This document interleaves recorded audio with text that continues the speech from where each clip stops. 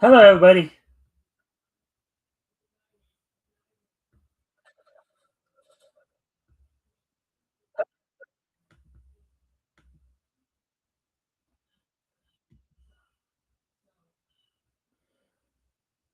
All right, welcome to the Mikestad. Today is, of course, um, today is um, Tuesday, December 16th, 2025. Of course, before we get started, we're going to give people a chance to come in. Friendly reminder to everybody, of course, if you haven't already, if you guys can help out by liking and sharing the stream, see if we can get some more friendly people to engage, that'd be appreciated. Also, if anything here grabs your attention, feel free to comment and or ask questions, and I will try to answer the questions to the best of my ability. So, anyways, hopefully everybody's having a good week thus far. I know there's quite a bit going on over the last few days here, so you know, um, not that we're gonna talk too much about politics or anything like that, but sure everybody heard the passing of Rob Reiner and his wife, so.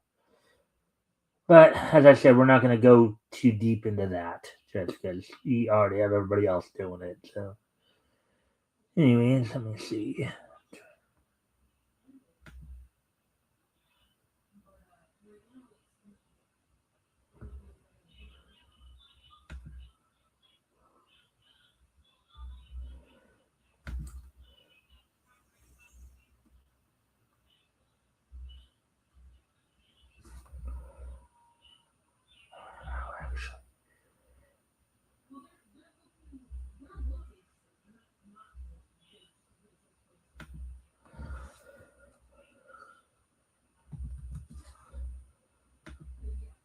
Let me see. Oh, 2 minutes. All right. Just gonna see if I can possibly find a way to get some more people to join us.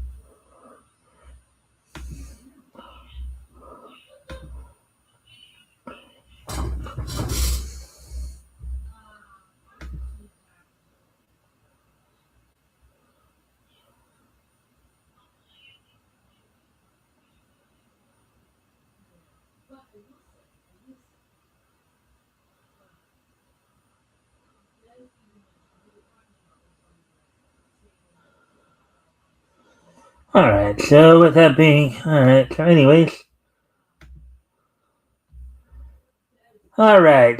anyways, I'm just waiting to see if I found anybody new who I hadn't shared my. But now we're coming up on 4 minutes here. So here's what we're going to be going over tonight. I got a couple articles from Bounding in the Comics going to go over. One comics related, kind of a follow up to an article we did yesterday. Some more news, finding out a little bit more about, of course, the Ultimate Wolverine, you know, arc that's coming out soon, and then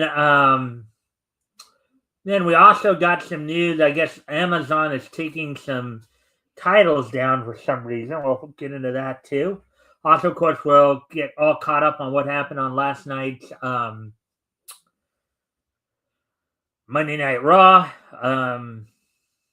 Look ahead to tonight's NXT.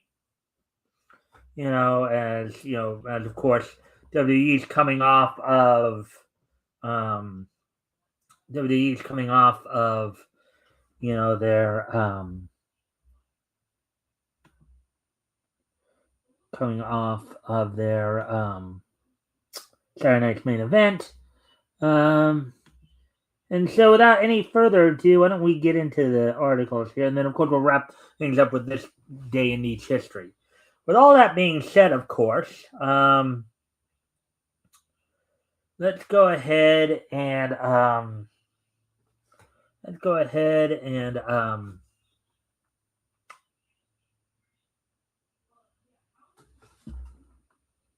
let's go ahead and get started here. And again, if you haven't already, you guys can help out by liking and sharing the stream. See if we get some more friendly people to engage. That'd be appreciated. Also, if anything here grabs your attention, feel free to comment and or ask questions, and I will try to answer the questions to the best of my ability. So let me just try one more time here.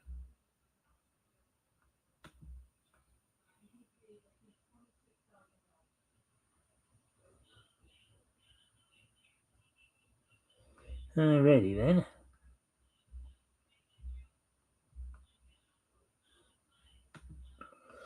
Alright, so now let's go ahead and get started here. Let me grab the first article. We're going to go over here.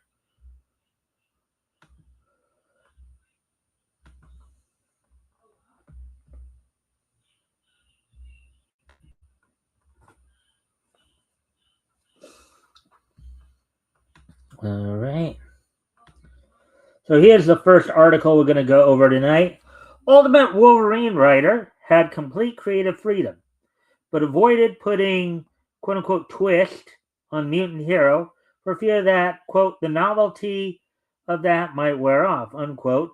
Article published by Spencer McCauley, published yesterday. So let's get into this. Despite the concept being core to the very foundation of both incarnations of Marvel's Ultimate Universe, Ultimate Wolverine Volume 1 writer Chris Condon has admitted that he declined to have his take on the mutant berserker deviate too far from his standard 616 counterpart out of his own belief that audiences would eventually grow tired of any such, in parentheses, in smaller quotes here, novelty.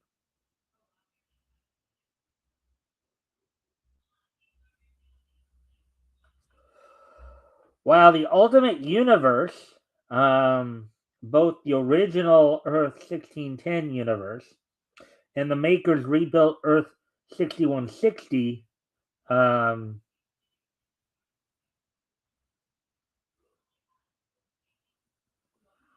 160, is built on the specific premise of providing smaller quote, slightly different takes, on smaller quote, on Marvel's massive catalog of heroes and villains. Whether that be a teenage Tony Stark taking on the mantle of Iron Lad, Reed Richards Breaking Bad and becoming one of the multiverse's greatest threats, or even Peter Parker and Mary Jane being happy in love, married, and having started a family all their own, which I know is still something that a lot of fans are happy about, at least with um, with the Ultimate Universe.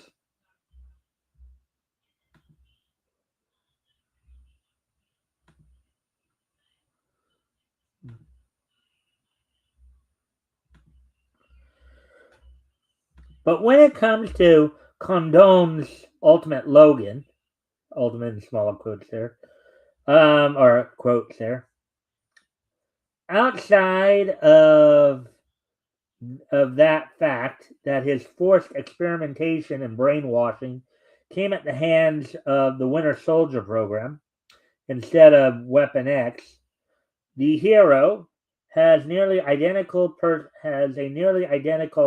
personal history to his 616 depiction, replete with not only a history of manipulation by a government agency, but also a long-standing friendship rivalry with Sabretooth, soft spots for both Kitty Pryde and the Phoenix, and a personal dilemma over whether or not he actually has a purpose outside of in smaller quotes, killing machine.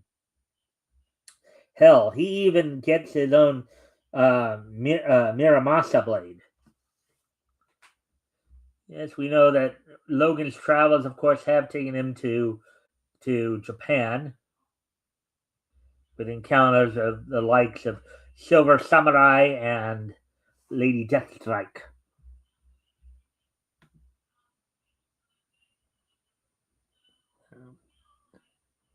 Anyways, as we continue on, of course. Put simply, though, Ultimate Wolverine, Volume 1, is an overall good book, in parentheses here, especially once it hits its climax, in parentheses. Its take on Logan feels far too familiar for a world supposedly flipped on its head by the maker. Recently, sitting down with CBR's Brian Cronin, in reflection of Ultimate Wolverine's overall production, following the publication of its 12th and most recent issue, as originally intended to be the series' final entry before Marvel Comics ordered an additional four roughly halfway through writing, which we covered yesterday. Of course, as I said, this is a follow up to that article. Condone was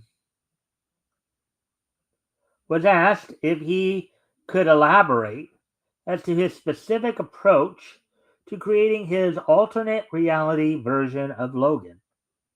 To which he explained, quote, "Well, it was mentioned in our initial call, me and, in brackets here, series editor, Will, in brackets, Moss, um, discussing who he would be. Um, and at the end of the day, we kind of came back to the idea that Wolverine is Logan. And it just kind of felt that that was the way that it had to go," unquote.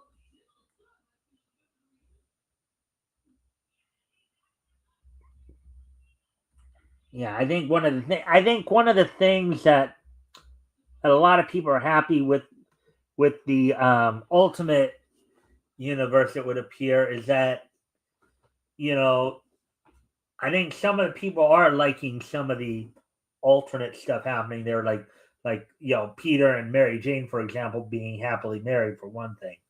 You know, Logan actually they didn't change much, just who actually was the one who was basically experimenting and manipulating him. Um,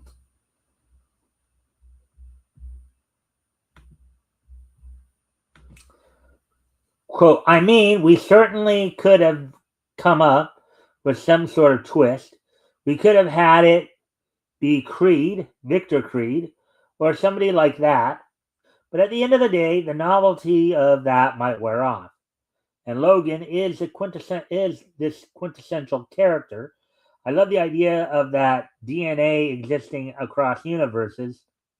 His character is so strong across universes that parts of him remain, and I kind of love that idea."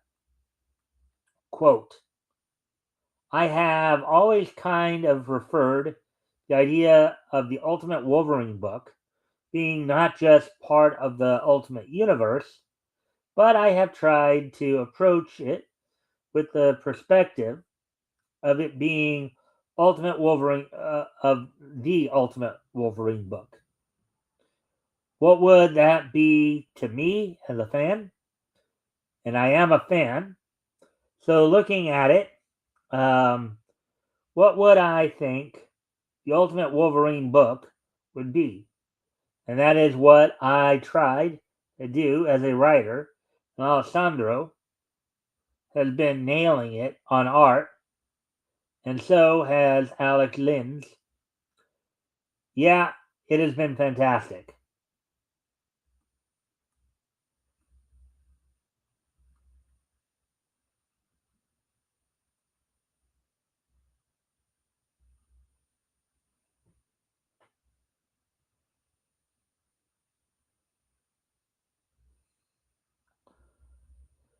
Condon further admitted that much of his reluctance to change Logan's core character was rooted in his love and admiration for the character's mainstream history, which he felt was too iconic to play around with.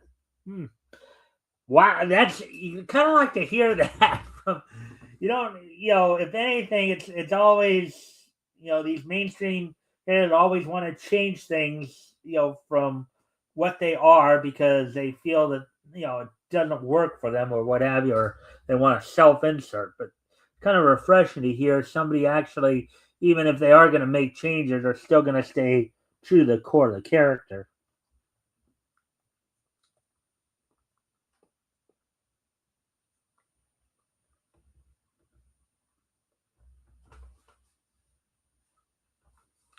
I had a piece of hair come into my mouth.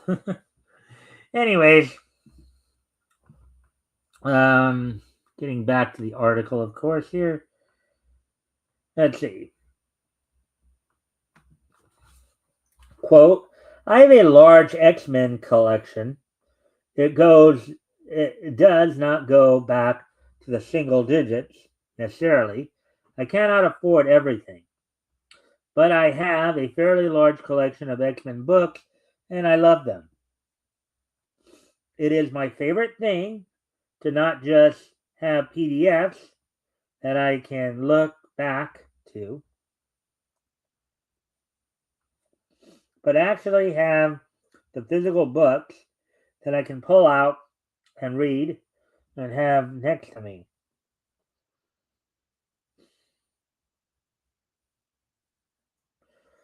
As I am working on these issues, I can pull from, because it is important to me, even though it is a different universe.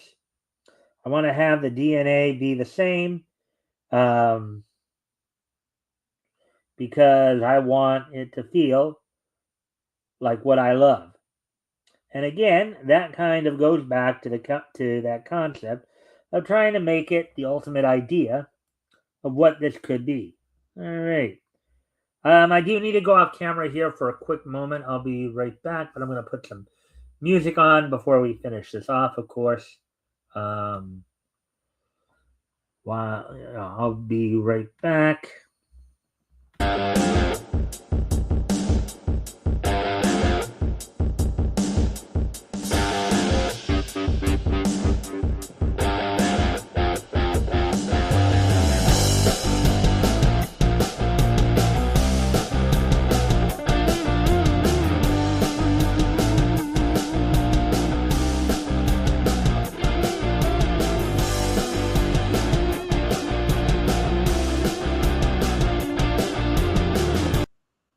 All right, so let's go ahead and finish off this article, of course.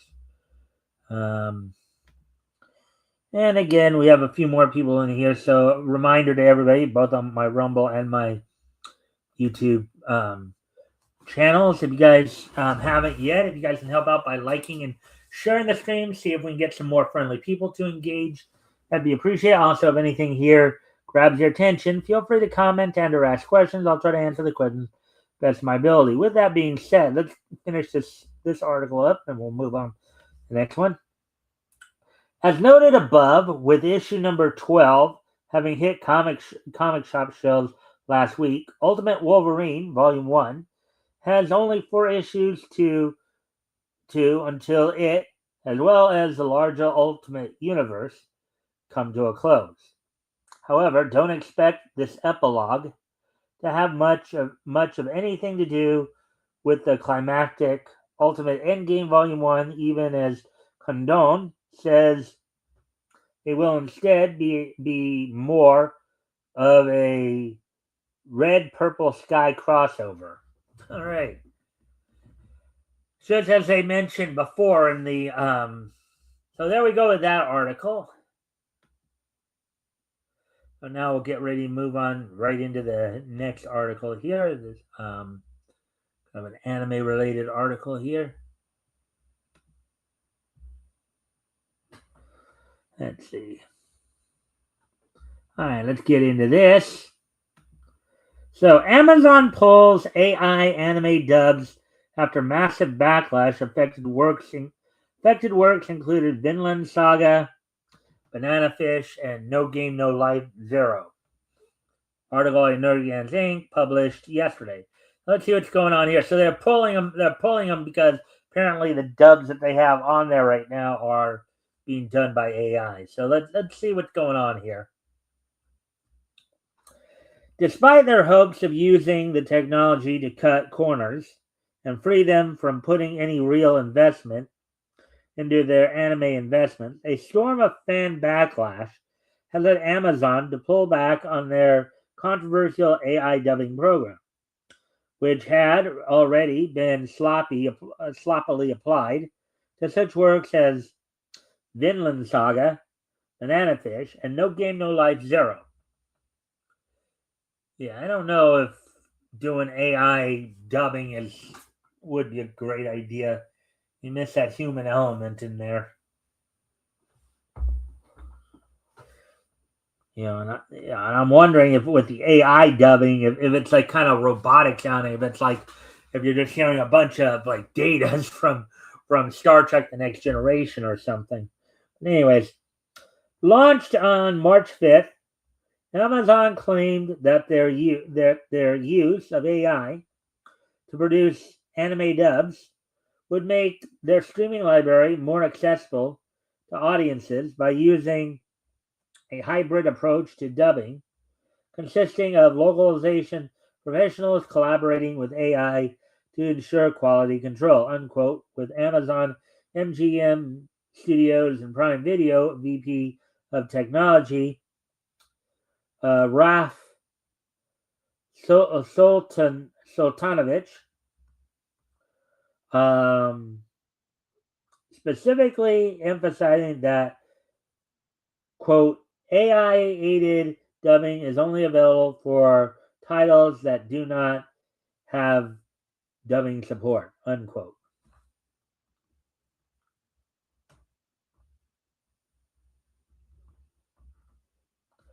And while the program has ostensibly been in the works ever since, it was finally rolled out this past November, as confirmed by Prime Video. Viewer who discovered and subsequently shared an example of the quote unquote hilariously bad AI dubbing given to Mappa's 2018 adaptation of Akimi Yoshida's Banana Fish.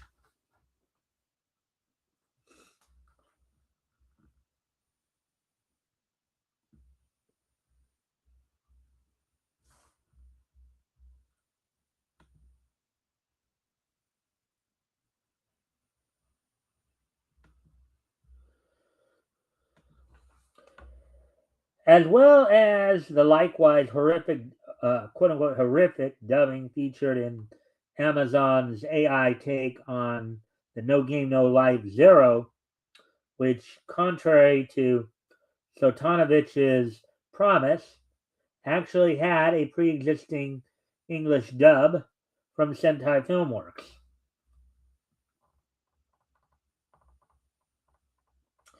Following the sharing of these clips, the article's author drove into Amazon Prime Video's anime catalog which series had received the AI dubbing treatment either in English or Spanish as of December 1st, as indicated by the presence of an AI beta tag on their respective pages. Per our cross-referencing, the affected works included Banana Fish, English and Spanish, 2019's version of Dororo, the Spanish dub, Journal of the Mysterious Creatures, the English dub, the Spanish dub of Karakuri Circus, English dub of No Game No Life Zero, English dub of Pet, and the Spanish dub of Season 1 of Vinland Saga.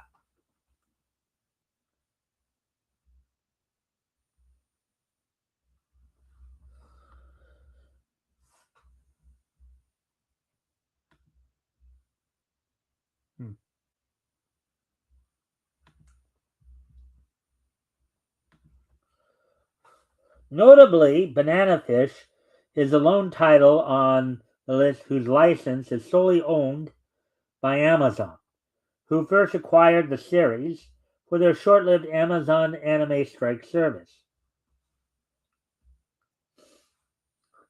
And in another contradiction of Sultanovich's promise, Vinland Saga's first season received the AI treatment, despite having already had 2 English dubs provided by Sentai Filmworks, Crunchyroll, and Netflix, respectively. So I guess one of the other things is that they were only going to use the AI dubbing. They were promising to only use the AI dubbing for those licenses that didn't have like English or Spanish dubs already. And now they kind of went back on their word on that. Now, I don't know if that just simply means maybe they just weren't aware, albeit in today's world, it's kind of hard not to be aware of what's dubbed. You can just look it up on you can just Google it, just look on Yahoo or look on Wikipedia or whatever, or even go to sites like Anime News Network and just punch in and find out if there was a dub for it or not.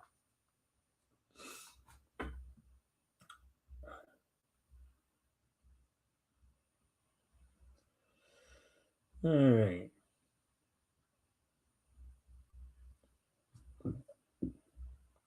With a flurry of backlash pouring out against these AI bastardizations, Amazon eventually pulled all of their English language AI dubs on the morning of December 4th.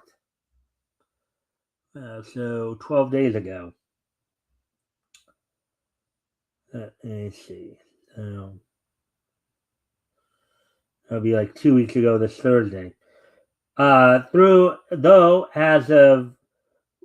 of writing, the Spanish AI dubs still remain live.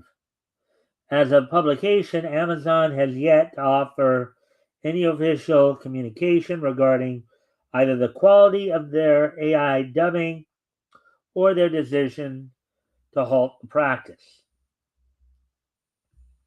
However, when reached by Western anime news publication Anime News Network and asked as to whether they had any prior knowledge of Amazon applying AI dubbing to their original works, a representative for current No Game No Life Zero IP holder Kadokawa confirmed that the company had not approved an AI dub, quote unquote, in any form.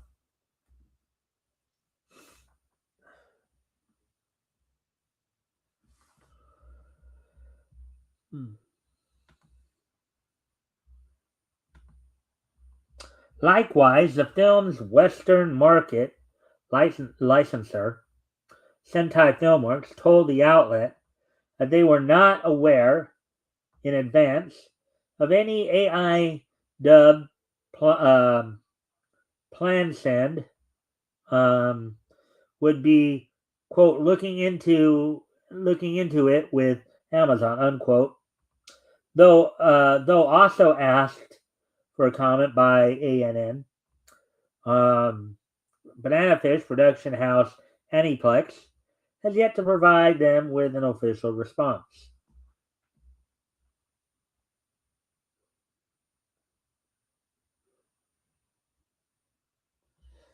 All right, so there we go with that.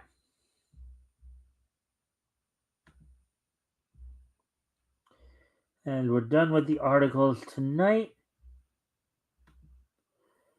Well, anyways, as always, a friendly reminder to everybody, if you haven't already, you guys can help out by liking and sharing the stream. See if we can get some more friendly people to engage. That'd be appreciated. Also, if anything here grabs your attention, feel free to comment and or ask questions, and I will try to answer the questions to the best of my ability. That goes for both my Rumble and my YouTube viewers. with that,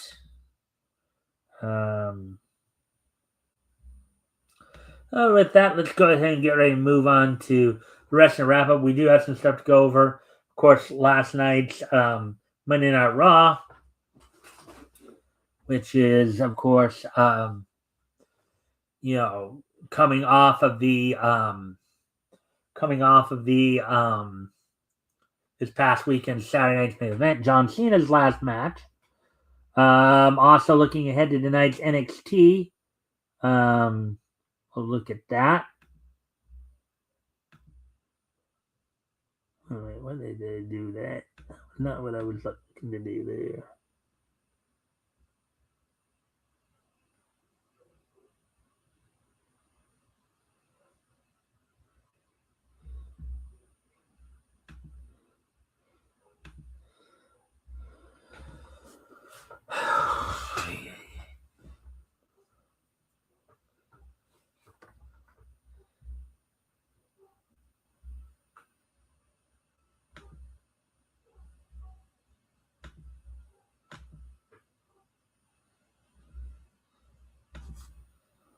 Alrighty then.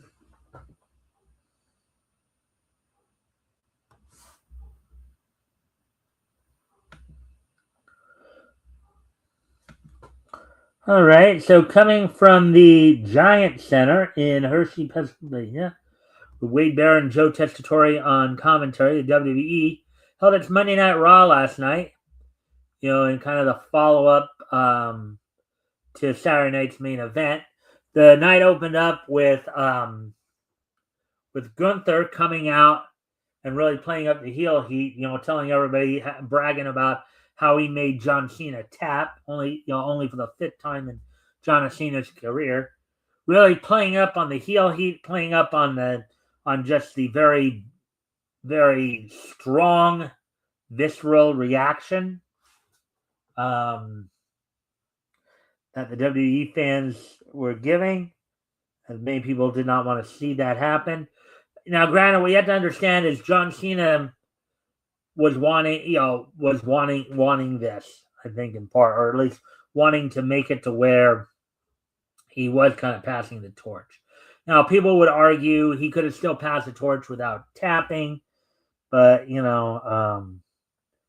there's even some people saying that he was even smiling when he was tapping. Some people caught some videos on that. Apparently, some of the talent the WWE were unaware that was going to happen as well. So, but anyway, so the show opened up with Gunther sitting there just bragging about, how he retired Cena and how he got him to tap. So stay tuned for more of that. As they're, obviously they're building Gunther back up. Then the first match of the evening.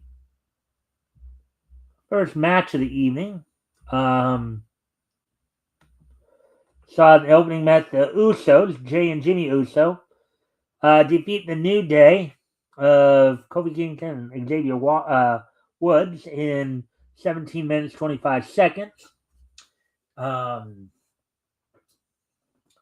Basically, with the Usos executing a shadow machine, I believe, on Shatter Machine, basically the flapjack, reverse STO type maneuver. To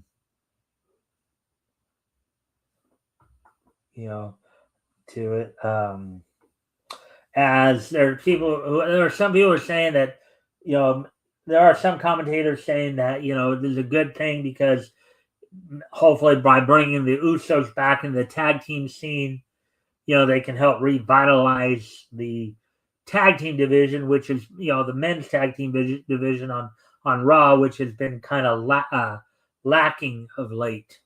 You do have some good teams there in, with, of course, the aforementioned New Day, along with like the War Raiders, Creed Brothers. It's just that they're just not getting booked. That's the only problem. They're not getting booked the way they should.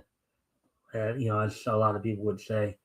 At least over on SmackDown, the bookings being a little bit better, at least.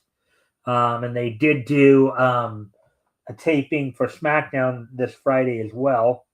I guess so that they could give the superstars, kind of this weekend off. They, over the next week to, celebrate the holidays. Christmas being a week from this Thursday, 9 days from now.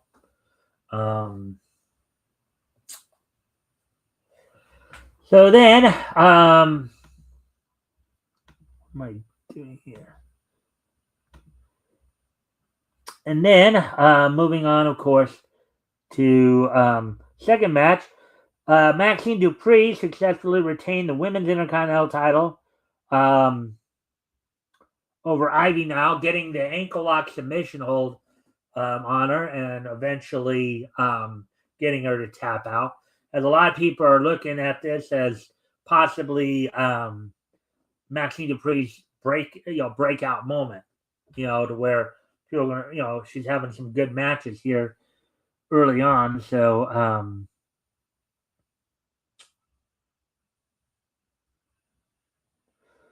and then the match. Let's see. Then also during some other women's matches, as I guess Rhea Ripley and Io Sky, who are I think currently the number one contenders, the women's tag team titles, as they were coming out for promotion, they were basically ambushed by the women's tag team champions, the Kabuki Warriors, as from the crowd, Asuka misted Rhea Ripley, and then as they were setting up to try to hurt Ripley, Io Sky got in there and took the hit for Ripley, covering her, after getting nailed with Kairi Sane's insane elbow, right in the back, no less. And then in the match, the women's world title, that ended in a no contest when Nikki Bella came out and attacked both Stephanie Vaquer and Raquel Rodriguez with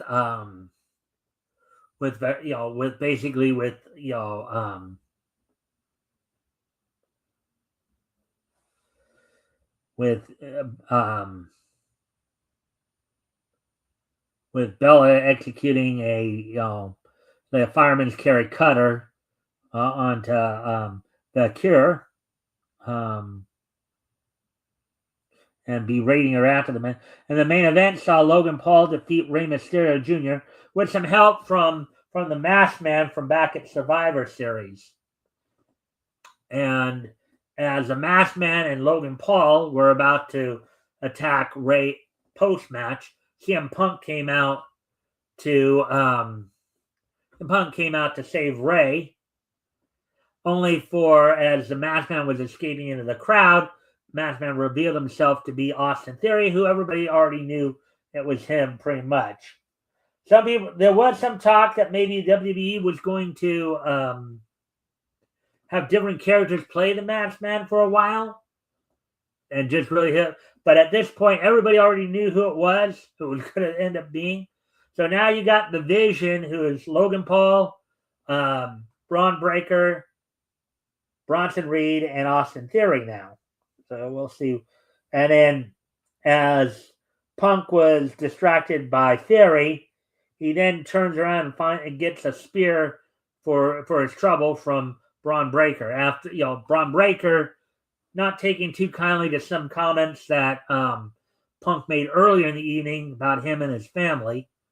For those of you who don't know, Braun Breaker is the son of the dog-faced gremlin Rick Steiner and the nephew of Big Papa Pump Scott Steiner. So some people would say he comes from some good stock, as it were. Anyway, so that's all that happened on last night's Monday Night Raw. Now looking ahead, of course, to tonight's, as soon as I find that piece, looking ahead to tonight's And as I said, I'll talk more about this later in the week, come Friday. But they did tape the SmackDown show already. As I said, to probably give the superstars a chance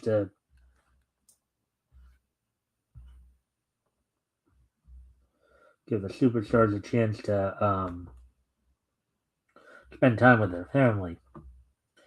Anyways, as I now try to find and I think they're gonna be look like they're gonna be taping the next few. They're gonna be doing the next few. So on tonight's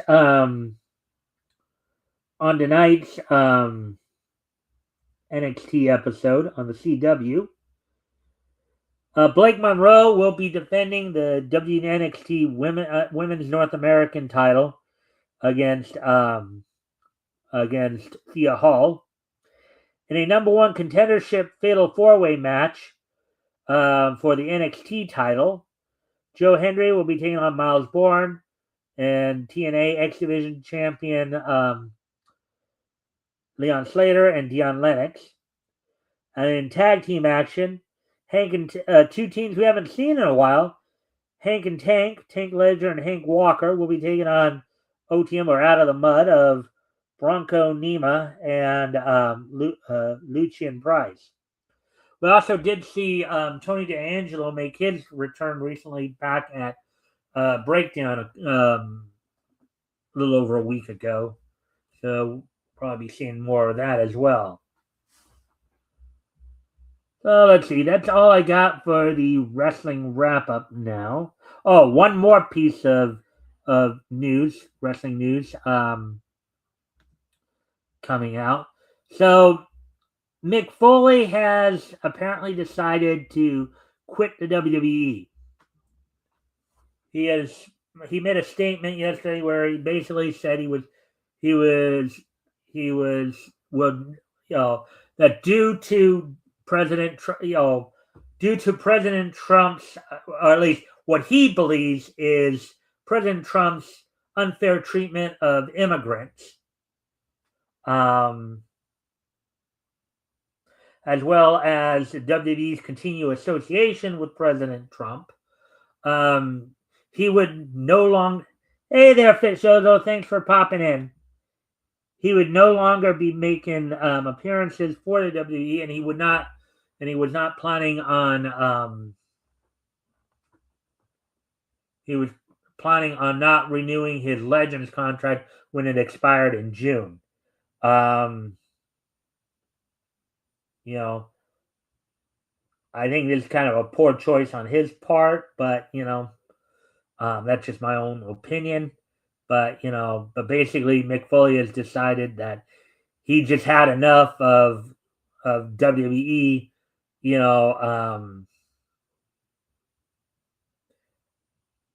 supporting Donald Trump, and therefore, but there have been some other talent in there who at least we know are not going that far. Guys like CM Punk, and much to their credit, they're at least being professional about it, even knowing that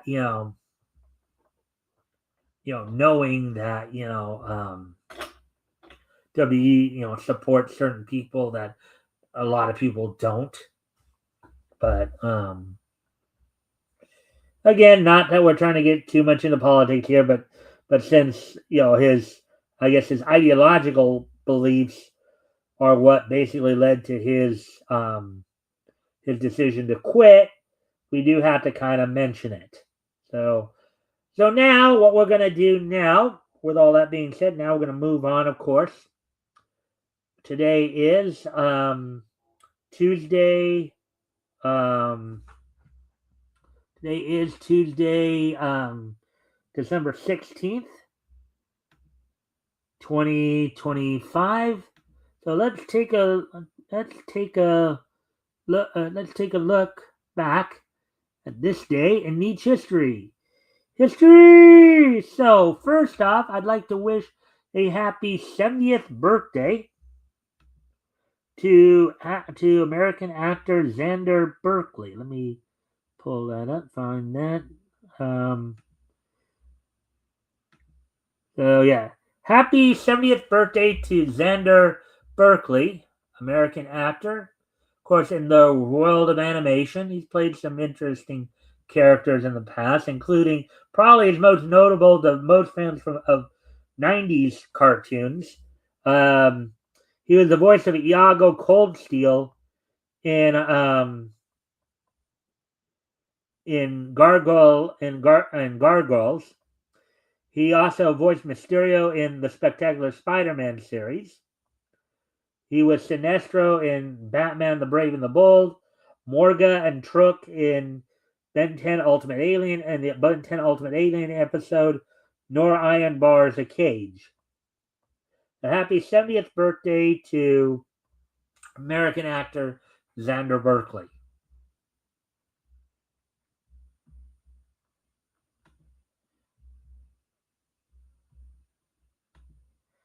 And now,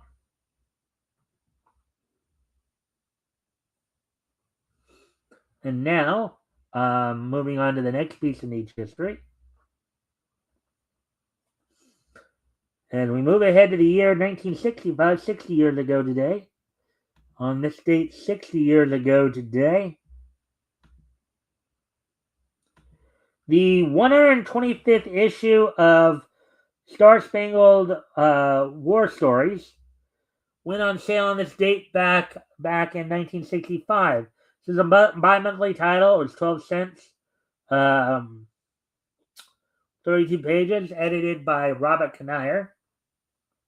Of course, Star Spangled War Stories basically started out as Star Spangled Comics, and then it went from a superhero title to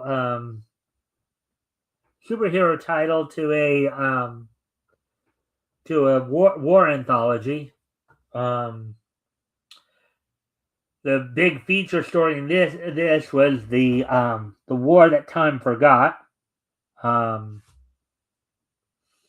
So the 125th issue of Star Spangled War Stories went on sale on this date back in 1965, 60 years ago today. Then we're going to move ahead to the year 1995. As on this date in the year 1995, the fifth and final movie of Captain Tsubasa Movie 5, The Most Powerful Opponent, Netherlands Youth, premiered in Japanese theaters on this date back in 1995. The last Captain Tsubasa movie is about the match between Japan and Holland after the Japanese team lost 2 games against the apparently supreme opponent. Their confidence is that it's low. Okay, so the last Captain Tsubasa movie premiered in Japan on this date back in 1995, 30 years ago. And finally, on this date, the year 2000, as we talked about how one person came into this world, another left this world on this date back in the year 2000. So, legendary luchador Blue Demon, the father of former NWA World Champion Blue Demon Jr., passed away on this date back in 2000. Blue Demon was a masked Mexican luchador, masked Mexican wrestler, was widely considered to be one of the greatest Mexican wrestlers of all time. He was affectionately referred to as Blue and was known for his signature blue wrestling mask. This was also the man who was one of the original users of the octopus hold, the modified abdominal stretch.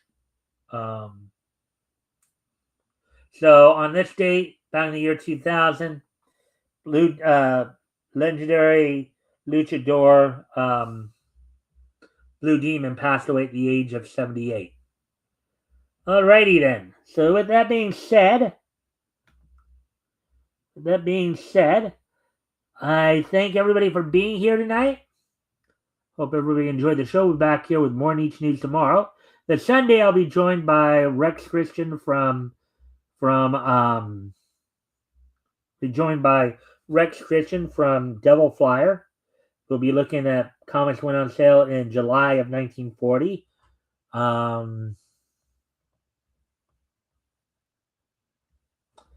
We'll be looking at comics that went on sale from Fawcett. So with that, I thank everybody for being here, and I hope to see everybody back here tomorrow. Bye.